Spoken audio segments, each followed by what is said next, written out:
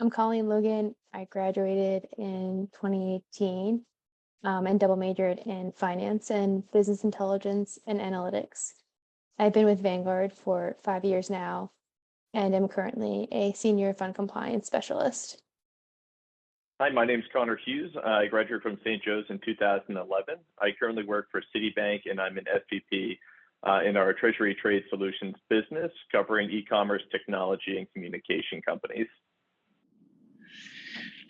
George Fisfis, graduated St. Joe's in 2014, worked with JP Morgan's private bank on the Global Investment Opportunities desk.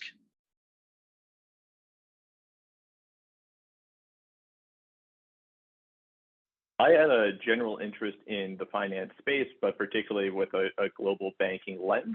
And I also have always been super interested in the technology space in general. So I started looking around for banks and areas where I could kind of satisfy those and also would provide an opportunity to live in major money center cities globally. And through Citi, I found that. So just knowing kind of generally that I was always interested in the banking industry was a great start. And then being able to apply things like my economics degree directly into that for a macro level and able to work with clients directly really helped me drive my focus to get into this business. In my current role, I sit on a cross-asset sales and trading desk within the private bank, covering family offices, institutions, and large corporate executives in transacting cross-asset between equities, derivatives, fixed income, and FX. We are a global team that oversees regulatory and prospectus requirements of the Vanguard investment products across all of our domiciles, including the US, Canada, Mexico, Ireland, and the United Kingdom. We monitor for global fund investment limitations from a post-trade compliance perspective.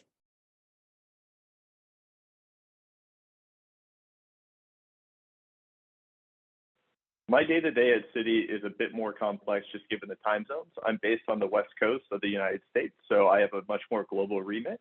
So each day I have to start off a bit earlier to make sure I can catch my clients and my internal partners in Europe. And then often at night, I'm catching up with my partners and clients in Asia. So it's a lot of strategy with my clients. So for me, it's a daily touch point with clients across the board, like I said, in the e-commerce technology communication space, to make sure that projects are moving forward. If there's an escalation path, that we're helping the client solve that in a timely manner. Outside of that, it's just keeping projects on trend and making sure that we're hitting our targets with our clients, bringing out new products and solutions to them that may be of interest, or starting to help plan for their future quarters or years for their planning and investment spend so that we can make sure that they're moving forward always in a kind of digital role to make sure they're automating things. And outside of that, I do a lot of in-person, also going to their offices and meeting strategies and networking with them across different teams within their business. I work in a collaborative environment that is centered on teamwork and partnership with our business partners. I work closely with our Office of General Counsel to understand and interpret new and ever-evolving regulatory guidelines in order to create preventative and detective controls. Our main focus is ensuring the proper effective controls are in place in order to ensure our daily investment limitation monitoring is accurate. Day-to-day is very hands-on. We're very much an in-the-office type environment. Day starts between 7 and 7:30. A lot of reading, catching up on research, catching up on what's going on in the world. And then the day becomes very dynamic and sort of reactive to what clients are looking to do, what clients are focused on, and what the needs of our desk are. And then by the end of the day, recapping the day, following up on anything that's going on in earnings or global markets, and making sure to communicate to clients as quickly and as concisely as possible. So that's pretty much my day-to-day.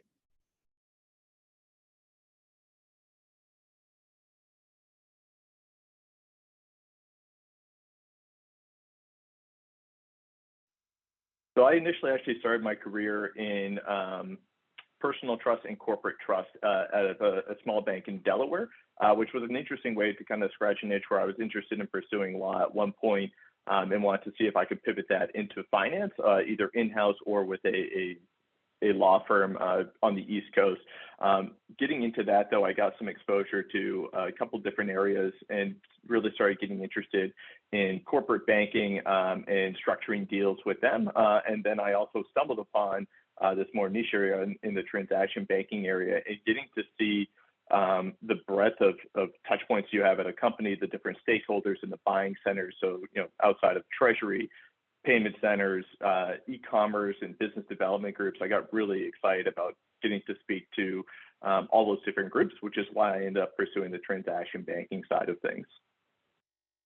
I explored different areas of interest during my early college years through shadowing, overviews, and also through internships. Talking to people who were already working and established in the industry really helped to hear from their perspectives and what their day-to-day was like. I knew I wanted to work for a company that aligned to my values, and I really resonate with Vanguard's mission of giving everyone and giving all investors the best chance of investment success. Finding my way into this industry was sort of an organic process. I studied finance and food marketing at St. Joe's, always had an interest for markets, and always knew I wanted to be working with clients and working with people.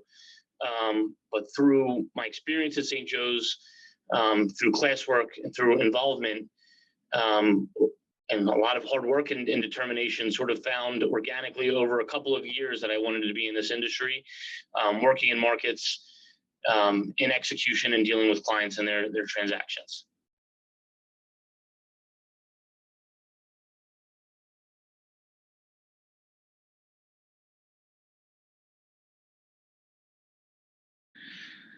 I think being the best teammate possible, and that's exhibiting humility, confidence, being bold, and a constant desire to learn, I think are the most important things that have helped me develop throughout my career in JP Morgan. I think when you get into a desk sort of environment, the end all be all is whether or not clients want to work with you and whether your teammates value the work that you're doing and the manner in which you're doing it. Bringing a positive attitude, not shying away from hours or work or any of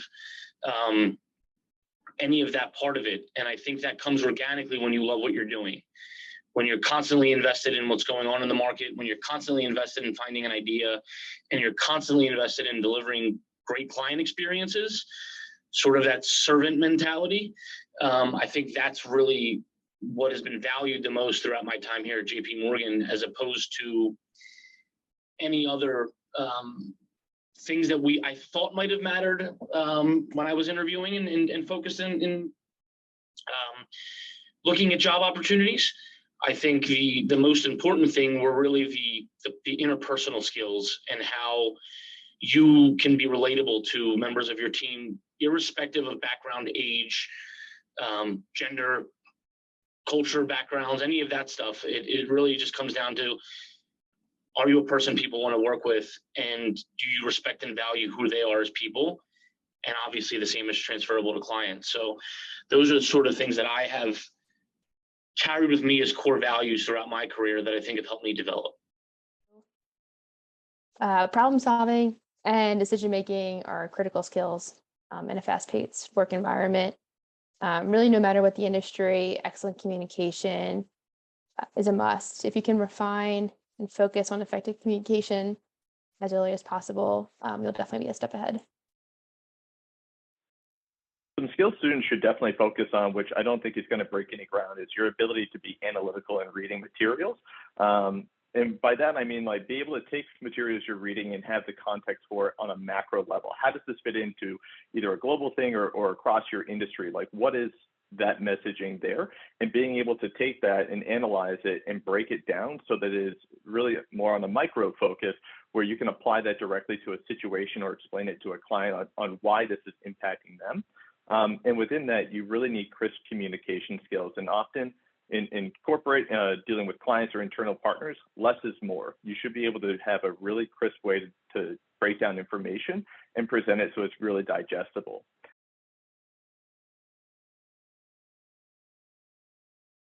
Seek out a leadership opportunity. It is important to be able to speak back to experiences where you've had to deal with difficult personalities, make tough decisions, and drive outcomes. So find an activity that you love to do, whether it's sports or music or debating, and seek the opportunity to lead a group. If the opportunity isn't there, definitely create it. The most important thing about an education at St. Joe's is getting involved outside of the classroom. For myself, it was the Appalachia experience. It was Collegiate Challenge through Habitat for Humanity and the orientation program. The interpersonal skills you learn at those sites throughout those experiences, dealing with other students that are within those groups, dealing with the families when you're at Appalachia or Collegiate Challenge, and dealing with the families and the new students throughout the orientation program, give you the skills to prepare you for interviews, to prepare you for client work, to prepare you for dealing with a boss, to prepare you for dealing with difficult situations that might arise in the workplace. And they really drive through the mentality of putting others above yourself. And I think bringing that into the workplace has probably been the most valuable thing that I've done to help me grow throughout my 7 or 8 years on Wall Street, excuse me. I think you pair that with the technical skills that you can get in the classroom, leveraging the Bloomberg room and using that terminal and really investing yourself and diving face first into that coursework, using the library resources with the Wall Street Journal subscriptions and the FT and Barron's, and just constantly being a learner are really important skills and things to take advantage of while you're at St. Joe's that can put you in a position to be successful, irrespective of what side of finance you end up in or you decide to go into. While at St. Joe's, I mean, there's a whole host of activities that you can get involved in that I think are kind of undersung or maybe not as well penetrated, but we have a bunch of great business clubs, such as like a DSP or something like that, where you can get involved. Or I know there's the trading side as well, where you can kind of get in and get familiar with Bloomberg and how trades work. Bloomberg's a great skill to have. So I feel like those are usually kind of guarded, and you should find ways to get into those clubs and learn. They're also great networking places, both with professors and outside contacts coming in to work with you. And I think in general, like anything on the networking side is great there. So speak to your business professors, get out there, understand kind of who in the community in Philadelphia. There's obviously a ton of great alums in the area that you can get in with. And then for me personally, I always think that looking at things along like the diversity, equity, inclusion, or education have been always super impactful for me. So working, when I was at St. Joe's, it was going out and volunteering at Gompers. Now you've got Kidney Center. Like there's a great kind of broader path you can take to network and develop more skills outside of just core business, which I think is a huge benefit of St. Joe's as well.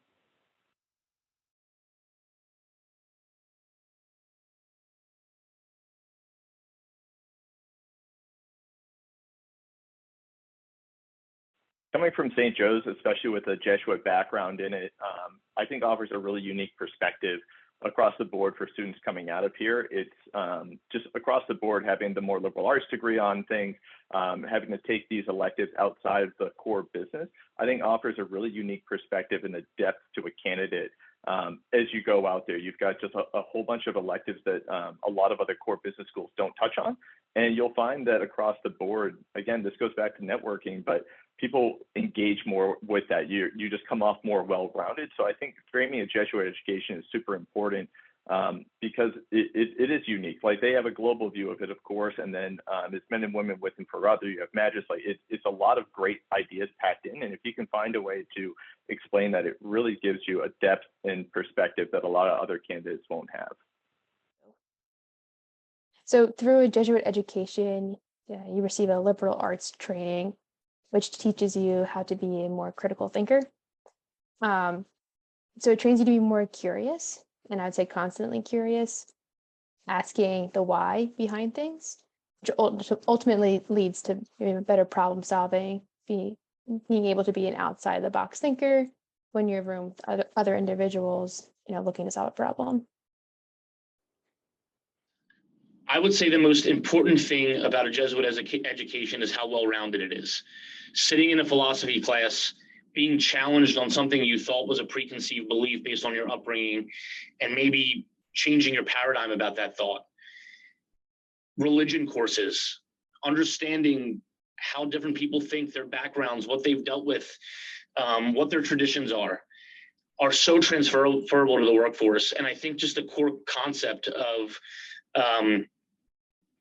being in love with what you do, being a servant leader, a servant teammate, whatever that might be, were values that were pounded home throughout my time at St. Joe's.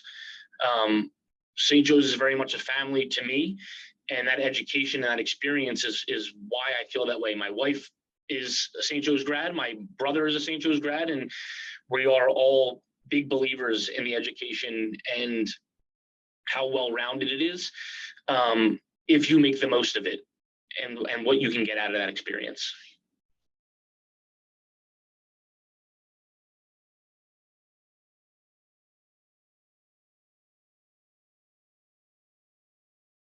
The most important element of an internship, as much as it is to impress the employer and to put your best foot forward and to make sure that you get yourself a job offer, just as important as those things is the element of understanding where you want to be, right? Taking the job and understanding more and more about yourself throughout those experiences.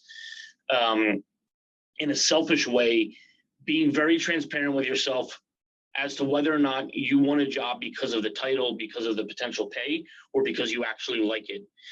And an internship experience gives you that ability in a 6 to 10 week span to really be introspective. And as much as you're focused on the day-to-day work when you're at the job, when you're away from the desk or when you're away from your cube or you're away from your laptop, to really be thoughtful around, do I really love what I'm doing? Can I see myself growing here? Do I love and value the people in a way that I can be the best version of myself?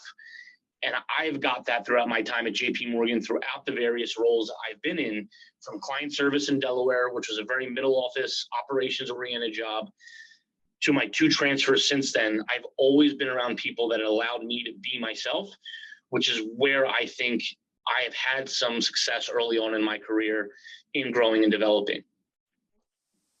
An internship provides the opportunities to kind of get your feet wet in the corporate setting. And so you can definitely find an area that you might really like and feel passionate about and want to try to pursue after you graduate. And it also can rule out things that maybe aren't of interest to you that you thought originally about. So for me, I know I had a internship at a financial advisor, and I realized quickly that role wasn't for me. And so through that experience, I was able to go down a different route and move into my role now, but go to an asset manager versus a financial advising firm. Internships are a great entry point into a field, and I think it also is a great way to figure out if it's really a field you're interested in pursuing. So I think going into them, make sure you go in asking a ton of questions. You're there to learn. Everyone knows you're there to learn. So take advantage of that. They're going to be hyper-focused on making sure you're getting a lot out of the experience. It's lower stakes typically for you, so you can definitely kind of go in full force on it.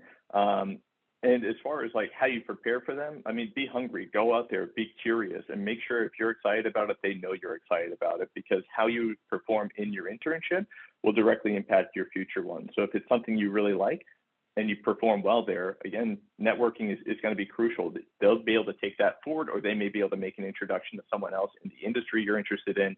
So it's a great opportunity to ensure you like the field you're going into, narrow down that focus, meet new contacts that are going to help leverage you later, and really get a crucial amount of experience, because now everyone's doing internships. So you've got to find more differentiators for yourself. And within these, I think the skill sets that you can kind of develop in them is you can really work on building out the technical skills within a particular industry, whether or not that's, how you do financial modeling, doing op research on different market trends and things like that, and getting into it and really seeing kind of how to apply what you're studying and learning in the classroom into a real business setting. So I think that that's a great way to further develop those, as well as clear communication and being flexible, how to juggle prioritization in a kind of more high pressure environment. So for me, I think internships provide a great kind of field underneath that.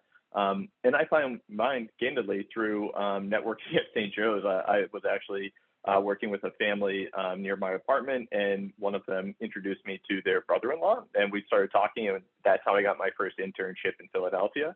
And he and I still stay in touch 12 years later. So it's a great way to just kind of keep yourself moving forward.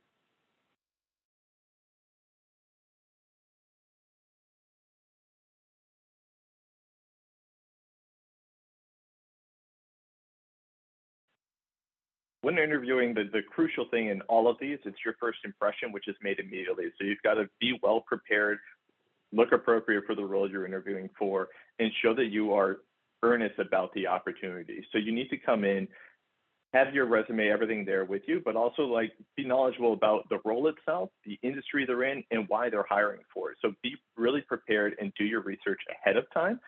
Going into the interview is not the time to learn and ask, what is this? What do you guys do? You really need to know that ahead of time.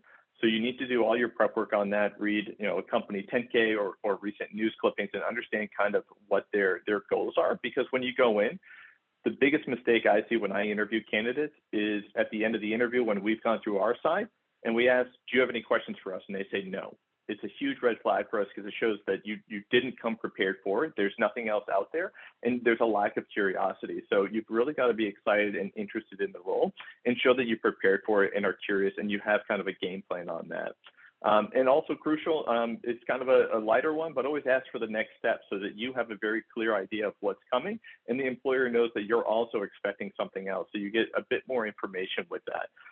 But definitely always come prepared, ask questions, it's crucial. And remember, it is an interview of you, but this is an opportunity for you to interview the company. And again, if that's not going to be a good fit for you, it's good to know that in the first interview rather than getting way down the line or getting hired and then realize it's a bad fit. So coming with questions is just as important for you. Be relatable, make it a conversation with whoever's interviewing you, and find points of commonality between you and that person. And it's an exercise that can be done with anybody at any turn. And once you find that relatable point, to make it personal, to smile, to sharing a conversation breaks down the walls and makes it less of an interview where it's question and answer, and makes it a conversation. And I have seen when we interview candidates, the candidates that I want to work with or I want to give that next opportunity in an interview process are the folks that felt like I would get along with personally, that had something relatable, whether it was an interest in sports or somebody that's super family oriented or comes from a city like Philadelphia, where I take great pride in that. Finding those points of relatability are a huge differentiator to any student in any field at any job, and allows you the opportunity to stick out to an interviewer more than just what's on a resume, particularly in finance where resumes and the level of competition are extremely elevated. You need to find a way when you're interviewing to make sure that interviewer remembers you. And being relatable and finding a point of commonality is the easiest way to do that. Be able to answer the questions, like tell me about yourself, know your story, know what makes you tick. So being able to have a concise 30-second kind of elevator pitch is really important. Definitely do your research in the company and be able to answer, why you chose this company, why you're interested in it, and know the role too. I would say definitely have questions prepared and not just generic questions to the interviewers, but have questions that show that you've done your research and you've talked to individuals that company already. You've already kind of started to build your network before you even got through the door.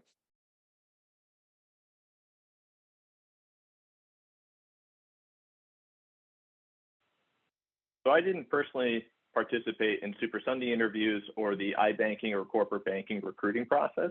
However, from what I've heard from my peers and some of my friends in the industry that have, a lot of it's kind of harking back to some of the interview questions that we talked about earlier in the session. But you've got to have the deep industry knowledge, be reading newsletters on what's happening globally across the board in a particular market or within a company sector. So there's newsletters out there. There's honestly some great Fin meme accounts out there that put out really good newsletters that you should be following, that I've seen a lot of my colleagues use and leverage to get really deep insider information on what's happening in a given industry. So you've got to be really smart on what's happening, the macro trends there. If you're going for a particular company and you happen to know their client set, read those clients, 10Ks, get into the deep side of it, understand the numbers and what that implication is, the strategy around their expansion, and what's driving the industry growth. Those are all going to be crucial for how you go through those. And definitely see if you can find online previous years' case studies that they may have worked through, or understand what the case study portion of it may entail, because it's usually a much higher pressure situation where you're working through either alone or in a group, and you've got to be on top of how you're going to work through that. So definitely see if you can find prior interviews or anything like that online, or if you know someone that's applied there in the past or someone that has participated. Always goes back to networking. Reach out to them and really dial into like what made theirs successful, or if it didn't go well, also understand where they may have missed and what they could have done better. So definitely circle back with people that participated in the past.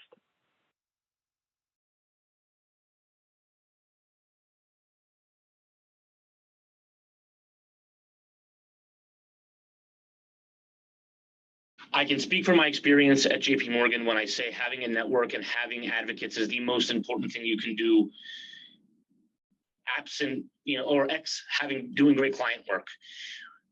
Having the advocates and having the right advocates is imperative to growth and development. So I think when you look at it and we use the term networking very loosely, and it's very much my mind goes right to the LinkedIn page, or goes right into the cocktail hour where everybody's shaking hands and handing out business cards. And networking means something totally different to me. Networking is building personal relationships with people where you have a vested interest in that person. And it can be junior to a senior, it can be a peer, but it has to be personal. It can't just be something where I get a business card, or I look good at a networking event, or my LinkedIn profile is perfect. It needs to be something where you have a personal dialogue with that person. They know who you are outside of work. They know what you're about, what your values are, and what the quality of your work is. And being bold enough to ask those questions to those people that you might look up to and have that conversation.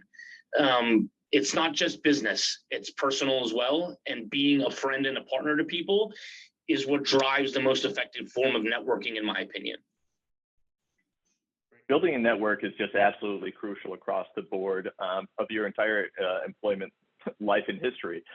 Everything to me really comes down to networking. It's what opens doors. It's what opens new opportunities to you. It lets you explore in a lot more different industries or verticals that you may not otherwise get a chance to see. And it's also an opportunity for people to get to know you and say, oh, you know what? I have a great role that I think you'd be a killer fit for that you may not be aware of because you're not actively looking. And then you can get rolled into brand new roles or opportunities that you otherwise wouldn't have had. And I've had that happen multiple times throughout my career. And the way to do that, I mean, the easiest one is just talk to people, find a mentor at a company, or a professor at St. Joe's, or, ask around, like, who should I be talking to about this? Reach out to the alumni network. And to do that, leverage LinkedIn. It's, if you're not on there, you can build a very basic profile. Obviously, your earlier stage in your career, you may not have internships, but build it and start connecting with alums. I do that all the time with my own alumni. I'm connecting with a bunch of students now, and always happy to chat. And the worst thing that's going to happen is someone's going to say, no, I'm sorry, I don't have time. But you've made the effort, and that goes a long way. So if you ever do run into them again, you may get remembered. So LinkedIn, other social media as well, kind of follow that for networking. If there's a niche industry you're interested in, follow that industry, companies within there or individuals on different social media. You can direct message people on there and get a bit more insight. A lot of times people are willing to talk because it's an area they're excited about. So always be willing to reach out and do that. And again, I know you're earlier stage, so talk to your parents. If they happen to know anyone in an industry you're interested in, your friends' parents, like get involved, ask the question, and just get in front of people. That's the power of networking. And it's a skill to develop. It can be uncomfortable at first, but you get much more used to it. It's one of those soft skills you can develop, and it will take you very far in your career to network. Because if people don't know who you are or what you're interested in, they'll never think to say, I should reach out to them about this opportunity.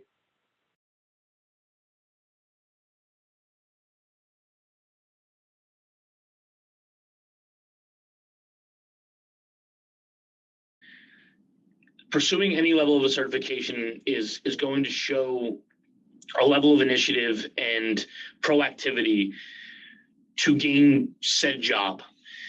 What I would say in my experience throughout my time at JP Morgan is we see a lot of candidates come in that say they're sitting for level 1 or level 2 or level 3 and automatically think it is a feather in their cap in that interview. And in my experience, I would rather somebody come in and say, I'm going to pause my certification to put my best foot forward in understanding the role that I'm taking.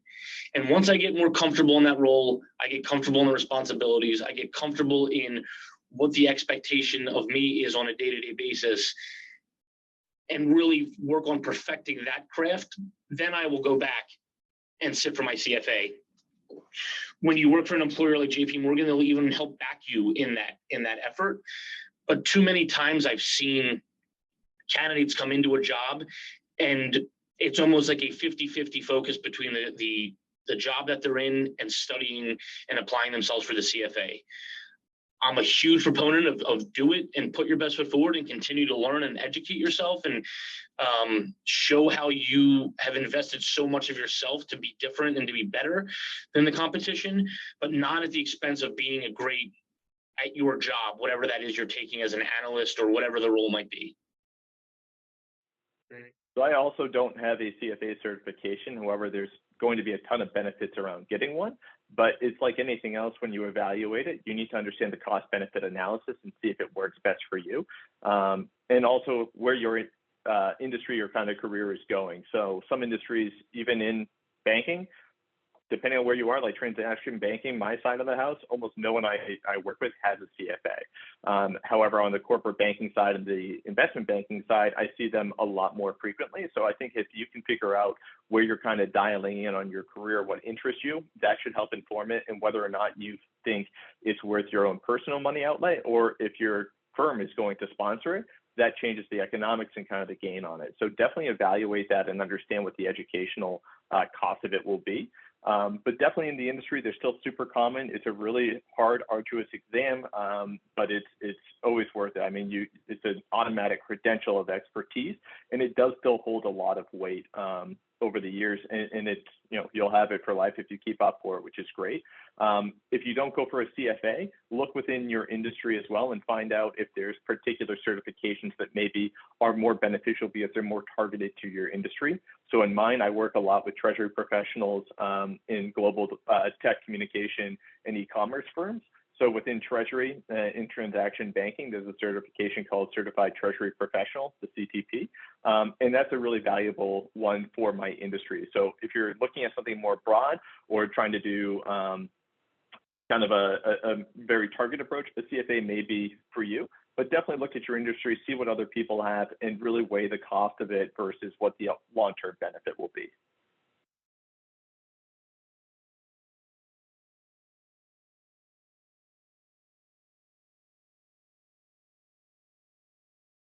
So you have so much time, and there's like so much information out there. So like using that time to learn about your areas of interest, and reaching out to people as soon as possible, and not really waiting until maybe junior or senior year, but starting, as early as freshman year.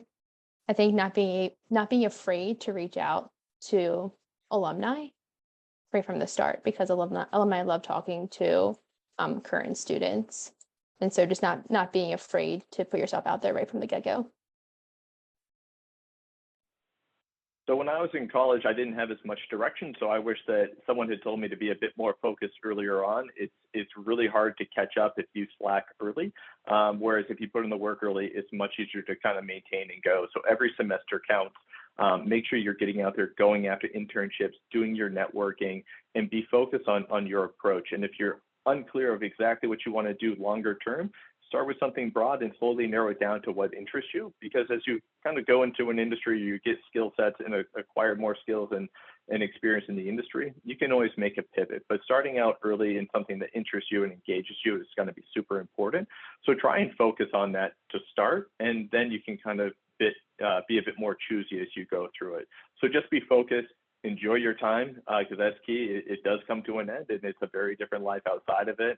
If you love learning, there's ways to continue learning and getting education and everything like that. But just enjoy it, but be focused and really go after what you want. Don't take a job based on the name of the employer or the pay. Take a job because it's where you see yourself growing and being long term, and where you can be yourself. And that's a learned experience. And the other piece of advice I would say that I wasn't given that I would give to anybody is that in that first 2 years out of college, it is totally okay to say, this isn't a job for me. This isn't the industry for me. This isn't a part of the industry that I want to be in. Those first couple of years out of college, it is totally fine to change careers and keep driving for where you can be the best version of yourself and be the best teammate and learn and grow the most. Coming out of college is a very daunting and big adjustment. You go from a course-oriented working lifestyle into a full-on corporate environment. In the case of JP Morgan, I can say. And that's an adjustment, and it's okay. Everybody goes through that adjustment. As long as you can take the time to find yourself and be the best version of yourself throughout that period, I think that's imperative to really give yourself that patience, because you owe it to yourself.